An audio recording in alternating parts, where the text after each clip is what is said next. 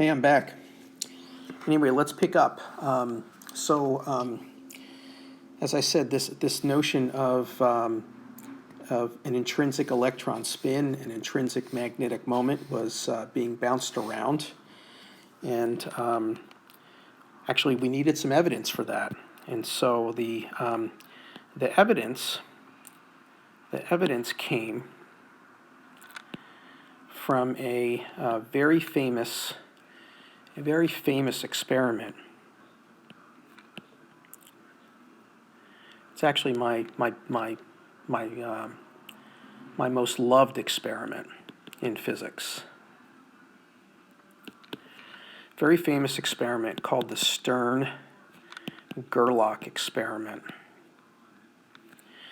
And it was performed in 1921 and published in 1922.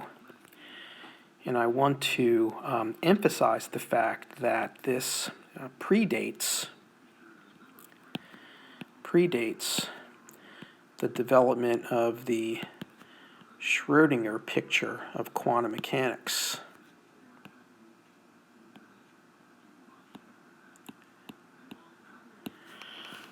Which happened, as you know, in 1925, 1926.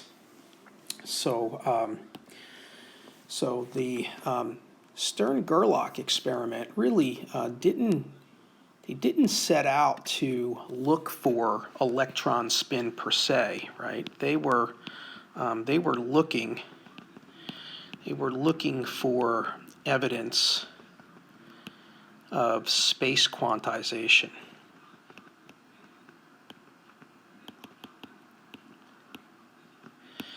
And we discussed that back in the previous chapter on the hydrogen atom, and so this is something you should go back and review.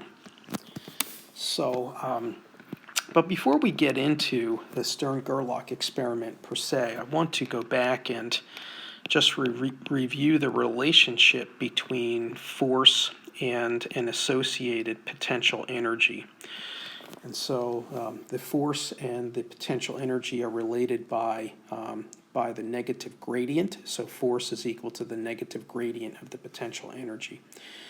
And a simple example of this is if you just look at the gravitational potential energy, which is mgy, and again, imagine the surface of the Earth where the gravitational potential energy is taken to be 0 joules, have some object at distance y, y above, you know that the gravitational potential energy is equal to mgy. And so the gravitational force then is going to be negative the gradient of ug, since the gravitational force is conservative. And I should point out that this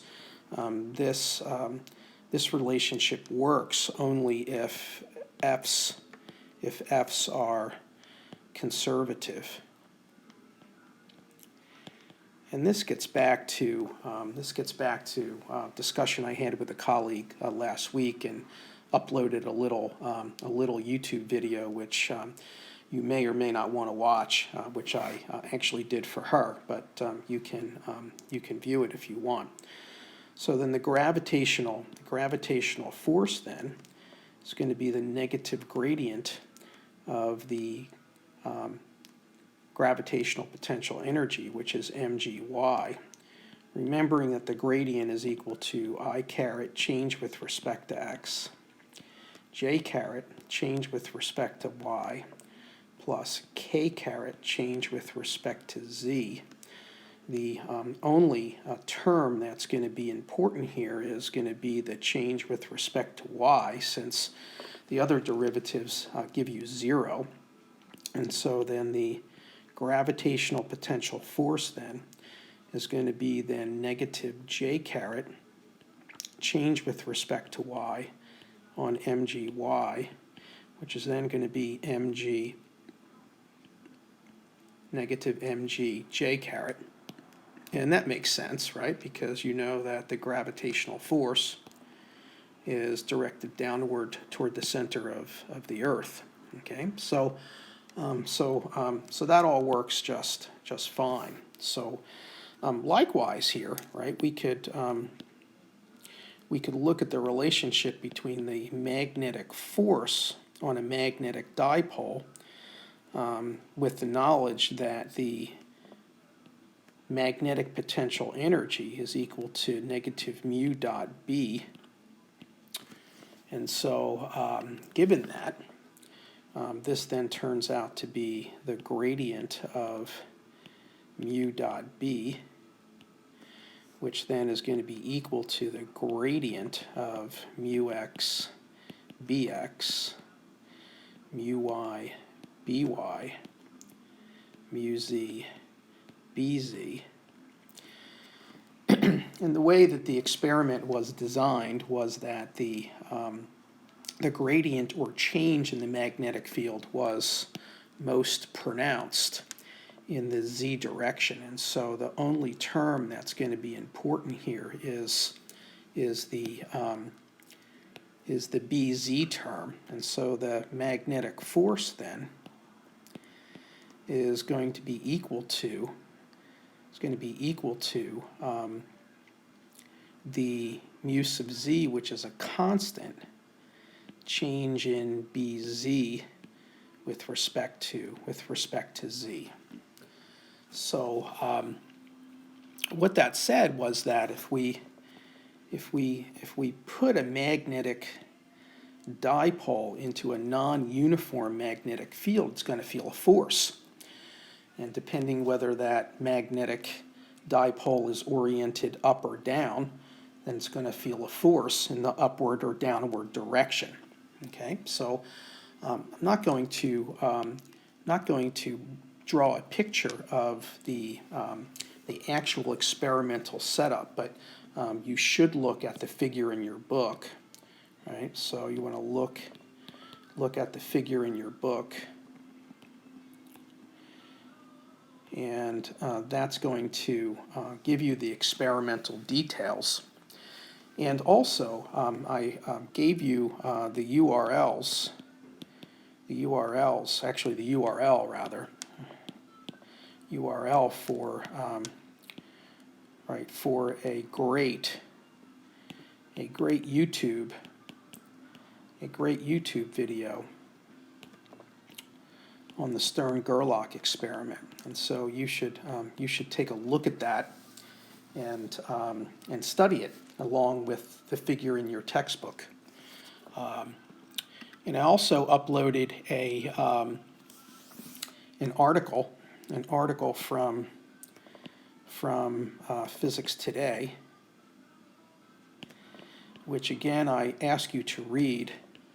Please read. It's a very good reading for you. It's mostly historical, and it provides a nice context for the Stern-Gerlach experiment. The bottom line is that Stern and Gerlach sent a beam of sodium atoms through a non-uniform magnetic field. And what happened then is, again, I want you to appreciate that they had no detailed knowledge of the electronic structure of the multi-electron sodium atom. But they did know it had one electron in an outer shell. They did have that information, and so they were looking at using the sodium atom to test space quantization.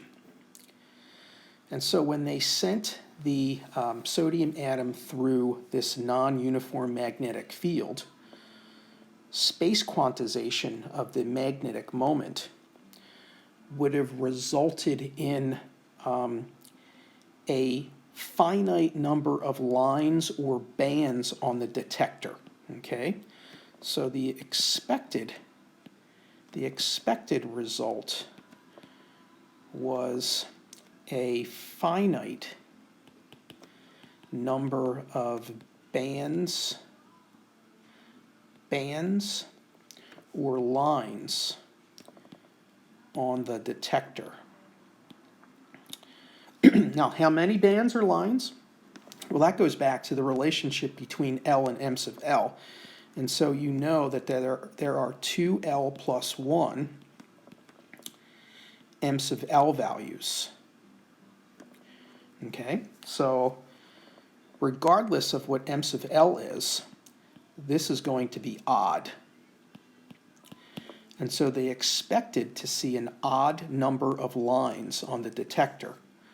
And so the result is that they saw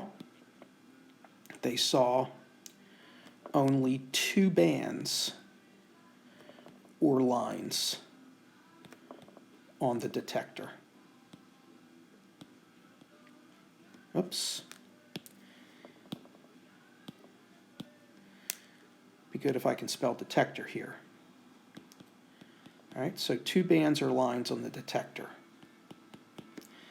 And that blew them away, okay? And so I'm going to end this part of the lecture right here and then pick it up right here at the Stern-Gerlach experiment. All right, very good. Thank you.